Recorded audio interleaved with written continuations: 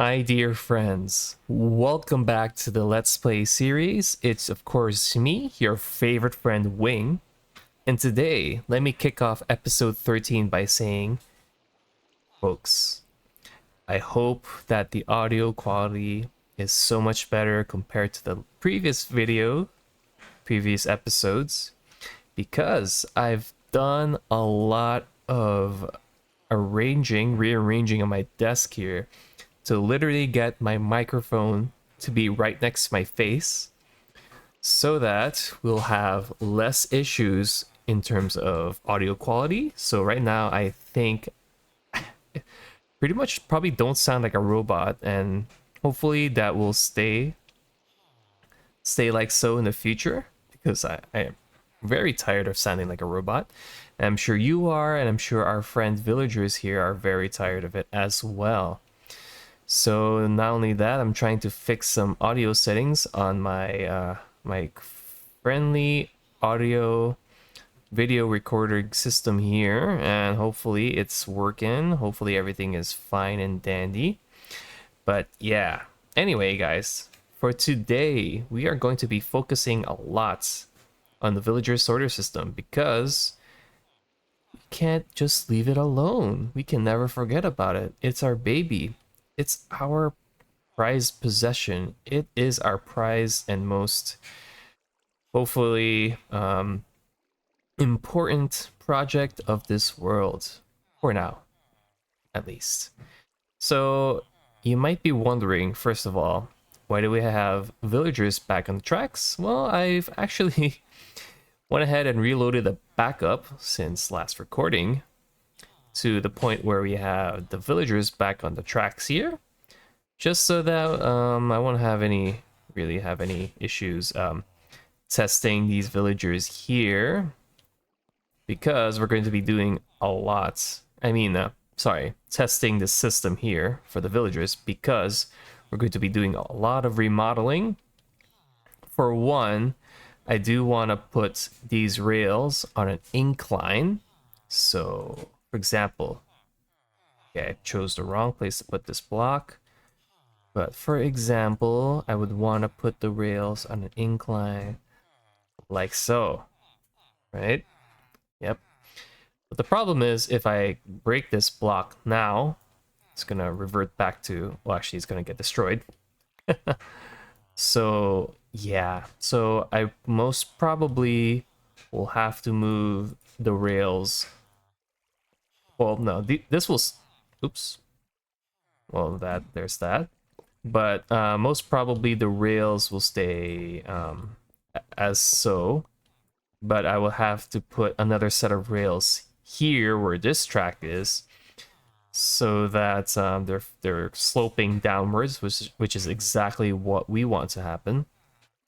But then this set of rails here will have to move over by one.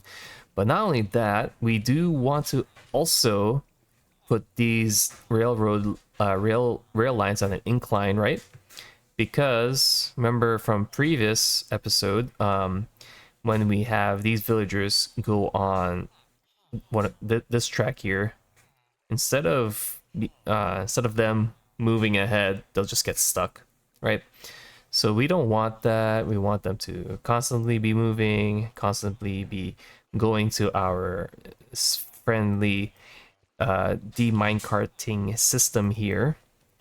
So yeah, so we're gonna be putting this on an incline. I guess we're also going to be putting this on an incline.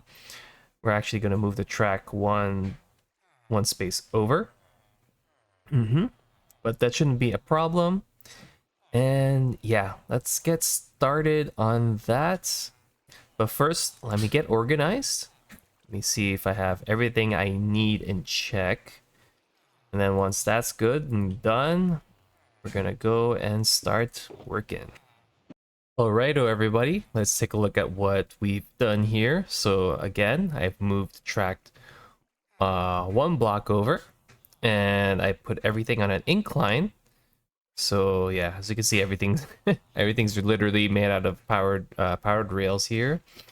Also this system here.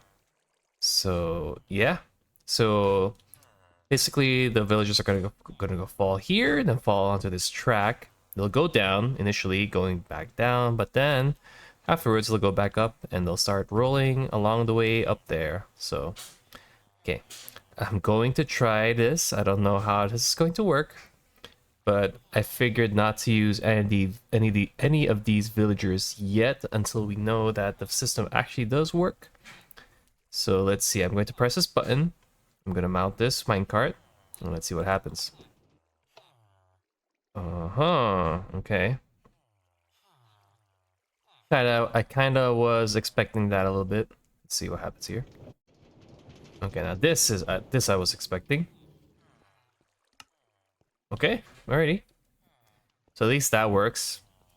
It's just this part here is going to be the tricky part. I don't know what to do with it. Uh, huh. This is going to be tricky. Alrighty, folks, this is the system that we came up with. So decided to go with detector rails here instead of the string observer or string tripwire hook solution, because if we did put a bunch of string on this row and one villager, and that row of string detects one villager, then essentially all the pistons that's hooked up to the tripwire hook or observer is going to fire all at once. Gonna get a bit laggy and could also get potentially messy. Predicting it can get messy, so I'm going to avoid that by just doing detector rails instead. And yes, you might be wondering where our villager friends here went. They opted to go take a trip to New Zealand, so they're going to fly out soon. Congratulations to them. I hope they have a happy trip. But anyway, so yes. And yeah, detector rails here. We are transmitting the signal over air, quote unquote, via redstone torches here. And we got, so if I built, this is the first iteration of this, well, it was a different way, but if I were to leave it like this, of course, the redstone here is going to cross-contaminate each other and it's going to get pretty messy, so I opted for this stackable, quote-unquote, stackable solution, which is this. So here we got redstone torch, of course, powering this redstone dust, which powers this block, turns this torch off. And then dust turns off this signal here. Okay. Why repeater here? Because we have this redstone torch here. And if we, for example, put redstone dust here, you'll see what will happen. Well, as you can see there, it's already connecting to the torch. And that's a problem. We don't want that. So that's why we put the repeater here. And I'll show you that it works by putting this cart right there. Bam. Okay. Cool. For the second one, it's much more simpler. We got repeater powering this redstone dust here. And to my surprise, it's kind of weird how it's not even powering this piston, but I think it's because it's on a direct line to power this block here. But I think if it was just a plain old regular redstone dust dot like this, my goodness, I thought I heard a creeper. Then that would possibly power up this piston here, but it's not. Instead, it's turning this torch off. But once we put a rail here, a minecart here, for some reasons I do not understand, and this shouldn't even work, this piston's getting powered by this torch. But it doesn't make sense because I know that for something to be powered by a redstone torch, it needs to be like, how do you say it? Like, for example, like this. It has to be next to it, but it has to be mounted. It can't just be, or wait, does it work like that? Hold on. Man, I don't know. Sometimes redstone torches can get tricky for me. But Yes, it works like that, and I'm happy that it works, so we'll just move on with that. So we're just gonna stack this up along this line here, and that's going to be how we're going to get the pistons to push the minecarts. And let's even test that out. Let's see if it even works. So, okay, for example, okay, got this here. Okay, let's push that.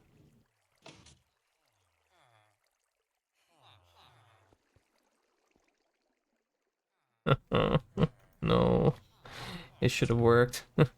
Hold on, hold on, hold on. Don't give up. Don't give up too easy. Maybe I have to write it. No.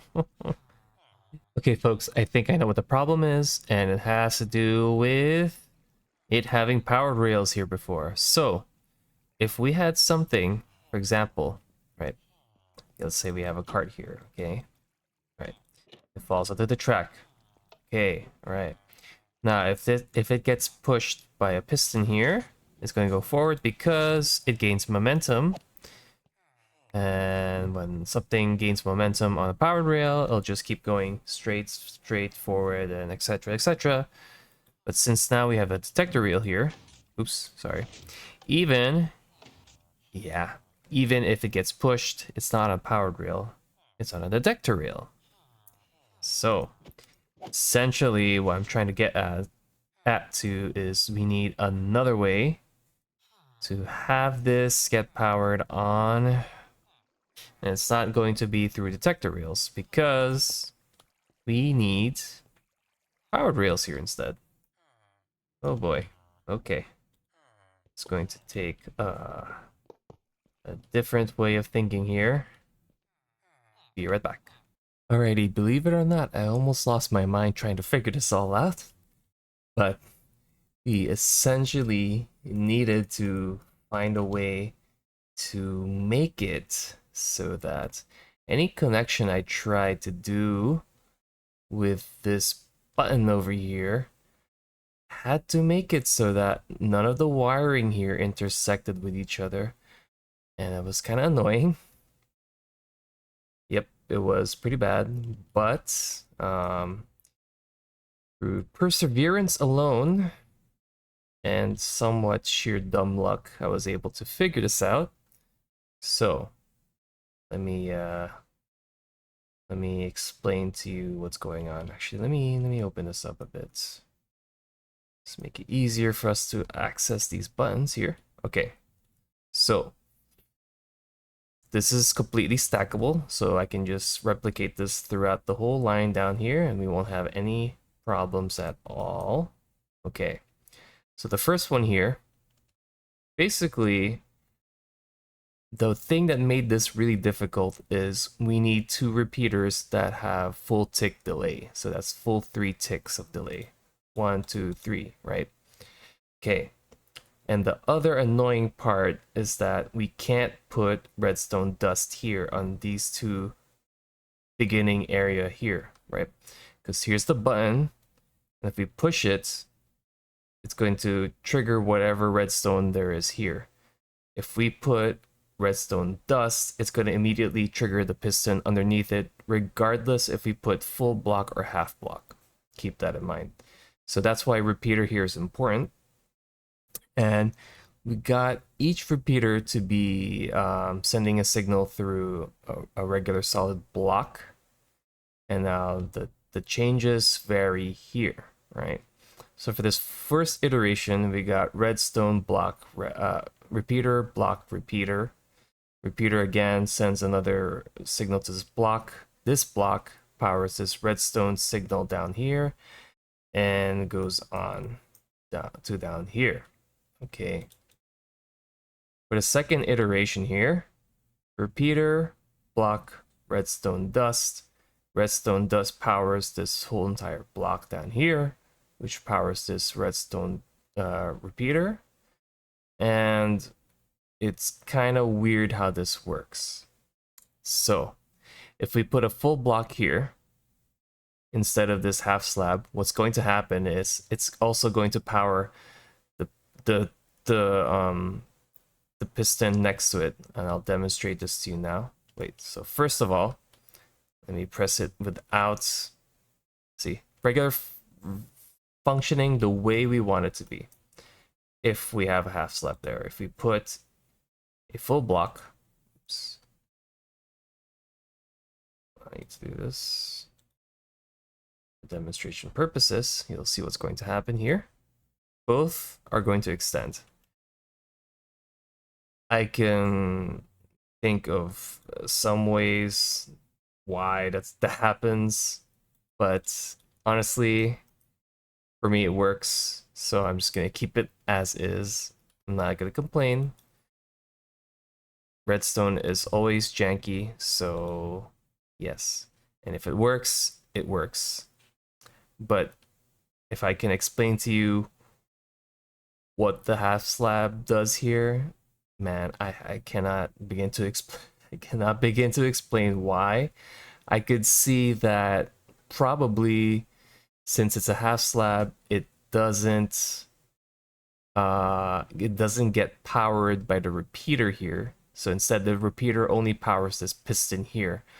But if we had a full block here, quasi connectivity happens to where this block, if this was a full block, this would probably also power the piston here to the left.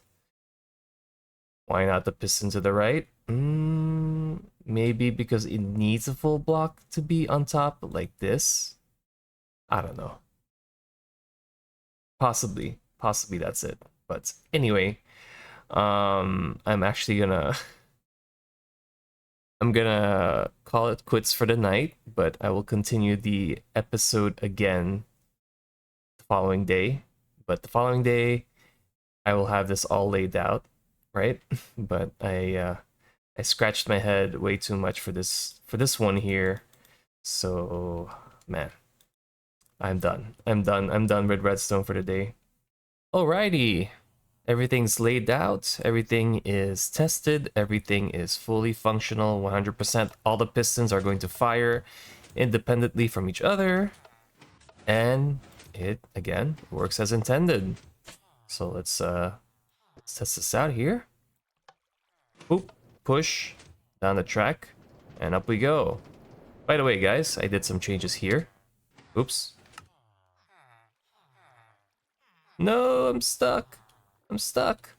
I'm stuck. Oh, no. Oh. Gotta ender pearl out of here then. Okay. Well, one of the changes here is that this is where the villagers are. They're gonna end up here eventually, down here. Because as you saw there, the ice track here is a bit too low, so we gotta put the villagers a bit lower. But that's fine. We got plenty of room. But the major change, and what I want to show you, instead I got stuck. Oops. Oh well. Is yes, I moved over the cactus one block over from the right, and this is how it looks like now. Because I've been finding that whenever a villager would be carted over here, they would get stuck like at this area, like right in front of the cactus. So the cactus would have been here. They would get stuck here, and they would start taking damage from the cactus. Or wait, was the cactus here? I think it was here? Anyway, I just moved it one block over. Maybe I moved it one back. But yeah, they would start taking damage and they would just die. So I figured to move over the cactus, change the setup a bit so that way when the minecart breaks... oh, there was also one thing. I made sure to put 2 hoppers here this time. Because what I was finding was that for some reason the minecarts wouldn't be grabbed by the hoppers right away because they would like break behind the cactus here. I don't know what it is. It's a very weird dynamic with the cactus breaking and the minecart. So yeah, I had to put the hoppers, move the cactus, and it seems to be working a lot. Can I test it out? Well, it works on me. But let me see. Do I have other villagers, or have I already tested them out? Oh, all right. I have the farm activated. Hold on. Okay, so that means it should work. Ah, yes. Okay. Oh yeah, this was also happening here. I don't know what's going on. Oh, why is there a minecart there? Hmm, that's weird. Okay. Hey, what's going on here?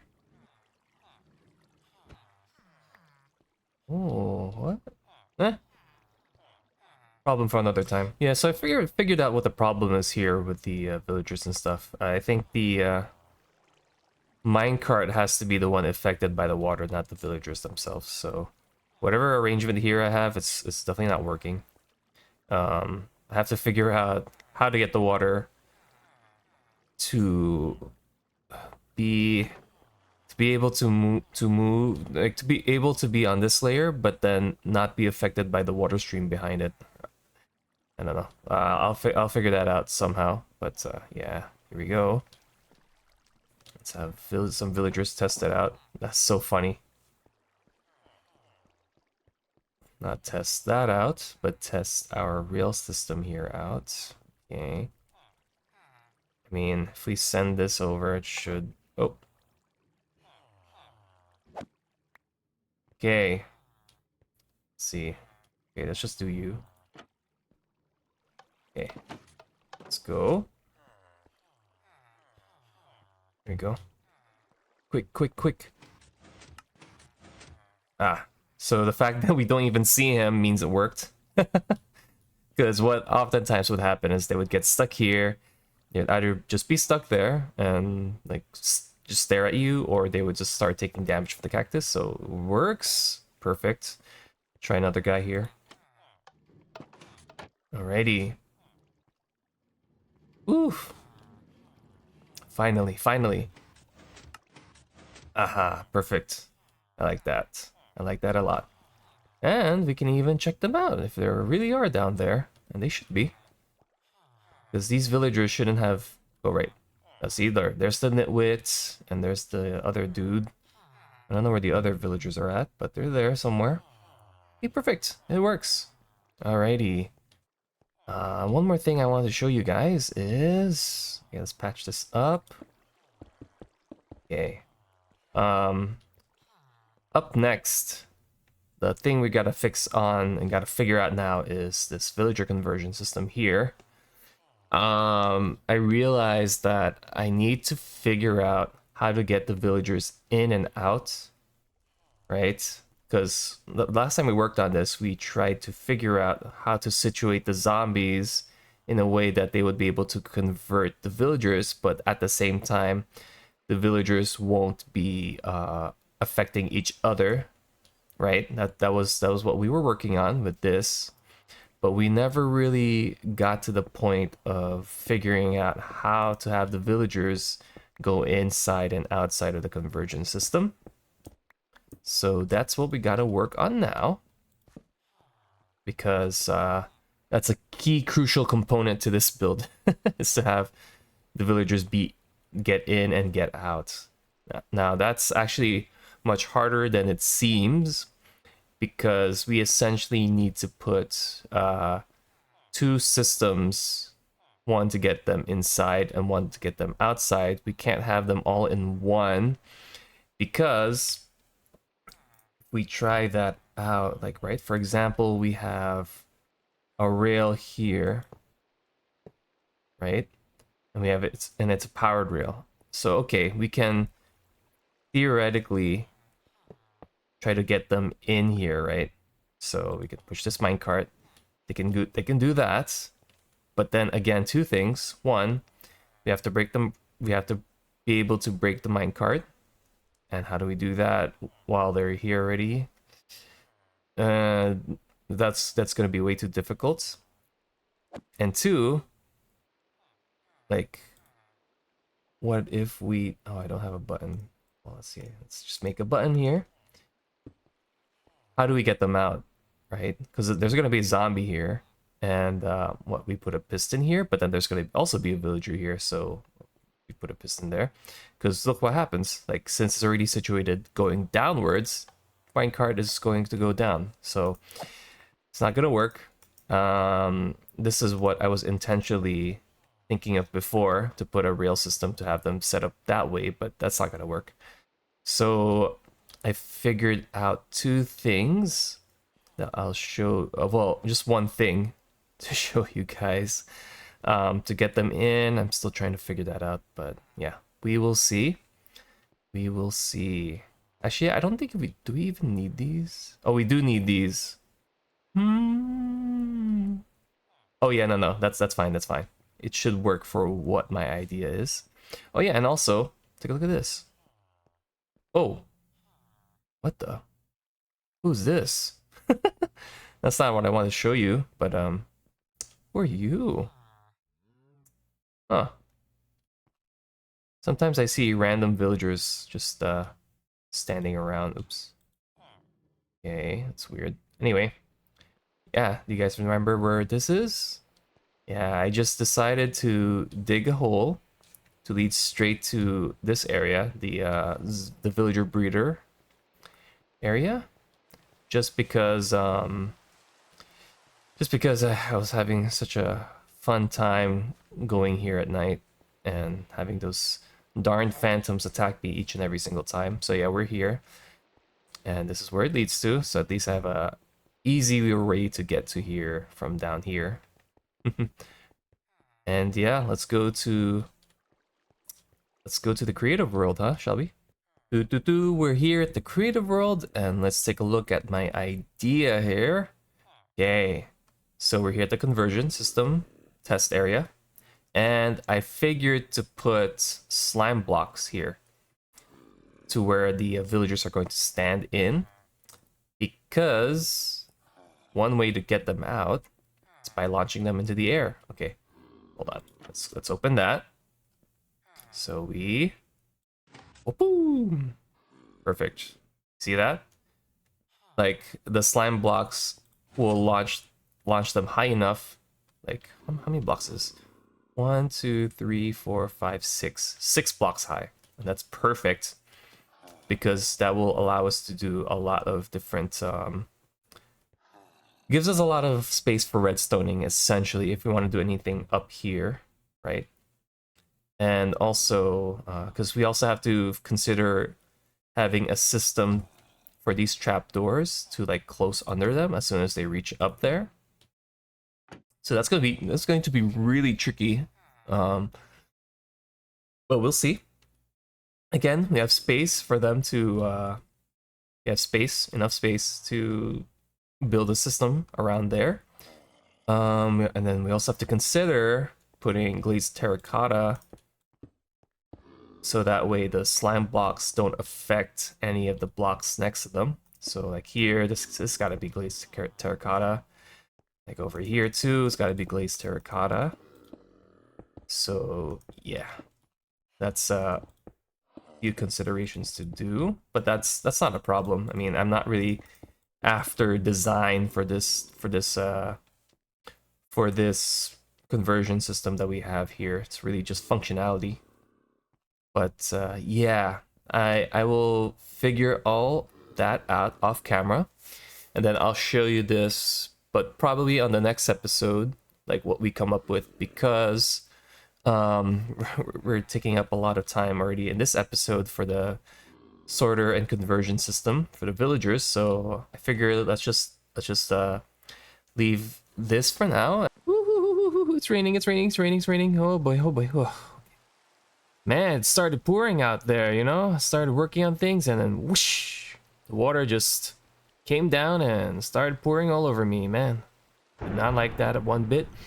Okay, guys, unfortunately, we're out of time. I really wanted to show you guys the sugarcane reed / kelp farm. Man, we did a lot of stuff here, but we're really out of time. I did not want to drag this video on for much longer than it is.